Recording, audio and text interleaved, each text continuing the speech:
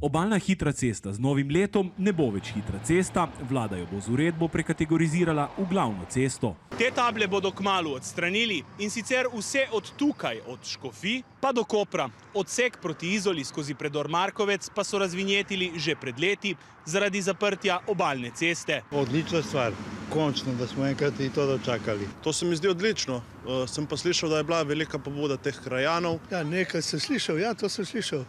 Ne, je dobro, da bi bilo ukinjeno. Zadovoljni so tudi v civilni iniciativi, ki si je zato prizadevala 17 let, vse od uvedbe vinjet. Škofije, dekani in bertoki bodo zadihali, še dodaja Gašpar. Sedaj so se utapljali v pločevini, sploh poleti, saj številni tranzitni potniki iz Italije niso želeli kupovati vinjete za 6-kilometrski odsek hitre ceste. Tako da mislim, da je to en tak zgodovinski dan za slovensko Istro, da se je končno našla prava rešitev, ki nam bo definitivno pomagala vsaj malo razbremeniti to pločevino, s katero se predvsem v poletnih časih soočamo. Odločitev vlade je sicer precej presenetljiva, saj gre za velik obrat. Še pred 3 meseci je resorna ministrica pobudo Meire Hot za izvzem odseka iz vinjetnega sistema kritizirala. Temu so vedno prikimavali na Darsu, tudi danes z odločitvijo vlade niso bili zadovoljni. Če vlada danes ne bi sprejela te uredbe, bi o tem na pobudo SDS, ki je v državni zbor vložila novelo zakona, odločali prihodnji teden.